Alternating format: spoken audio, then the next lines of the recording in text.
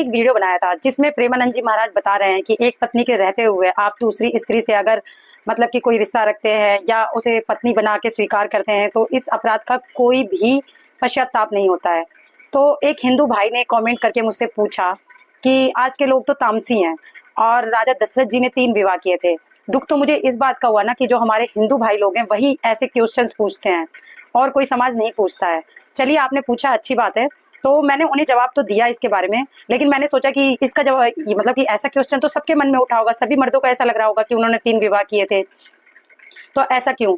तो मैं उनको आज आंसर देती हूँ। देखिए, पहले तो वो राजा थे, ठीक है, उन्हें प्रजा के लिए एक पुत्र की आवश्यकता थी, जो कि आप लोग हैं नहीं, ठीक है। अगर प्रजा के लिए उन्हें पुत्र की आवश्यकता थी, हमें कोई प्रजा को संभालने के लिए पुत्र की आवश्यकता तो है नहीं, लेकिन उन्हें पुत्र की आवश्यकता थी ताकि उनके बाद प्रजा को वो संभाल सके, या संतान की ही उन्हें आवश्यकता थी, उनके पास संतान ही नहीं थी।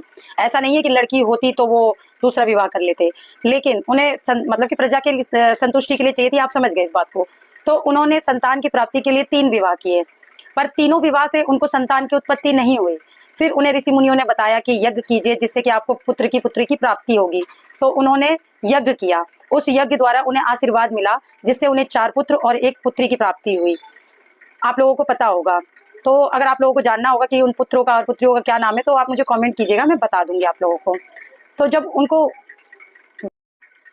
तो उन्हें उस यज्ञ द्वारा संतानों की प्राप्ति हुई। अब आप लोगों को पता है कि उन्हें संतान की आवश्यकता क्यों थी, इसलिए उन्होंने 3 विवाह किए। चलिए ठीक है। तो अब उनके कुछ तो ऐसे पुण्य थे जिस वजह से भगवान राम का जन्म जो किए उनके घर हुआ, उनके पुण्य प्रताप थे। लेकिन आप ये कैसे कह सकते हैं कि उनको उनके अपराध का दंड नहीं मिला? पत्नी के वचन के कारण उनकी मृत्यु हुई। भगवान का जन्म होने पर भी मृत्यु के समय भगवान उनके पास नहीं थे। वो अपने पुत्रों के वियोग तक में मतलब कि उन्होंने अपने प्राण को त्यागा। आपको पता है कि वो अपने पुत्रों को भी देखने के लिए तरस गए थे मरते टाइम। 2 पुत्र उनके ननिहाल में थे और राम जी और लक्ष्मण जी वनवास में थे। तो अब आप ये मुझे बताइए कि उन्हें अपने अपराध का दंड मिला या नहीं मिला? आपको मतलब कि मेरा जवाब सही लगा या गलत लगा? आप कमेंट करके बताइएगा। आप लोग ऐसे क्वेश्चन पूछते हैं, ठीक है, अच्छी बात है। कभी कभार ना हम हिंदू लोगों में पता क्या कमी है, हम अपने ग्रंथों के बारे में जानना नहीं चाहते, अपने शास्त्रों के बारे में जानना नहीं चाहते, उठाना नहीं चाहते, साधु संतों की बातों पे हम टिप्पणियां करते हैं, हमें उसमें आनंद आता है। हम अपने धर्म पे खुद ही विश्वास नहीं करते तो दूसरा क्या करेगा? इसीलिए आज हम लोग कई भागों में बटे हुए हैं और इसी बटने की वजह से भी हम किसी दिन कटेंगे भी, जैसे बांग्लादेश में कट रहे हैं।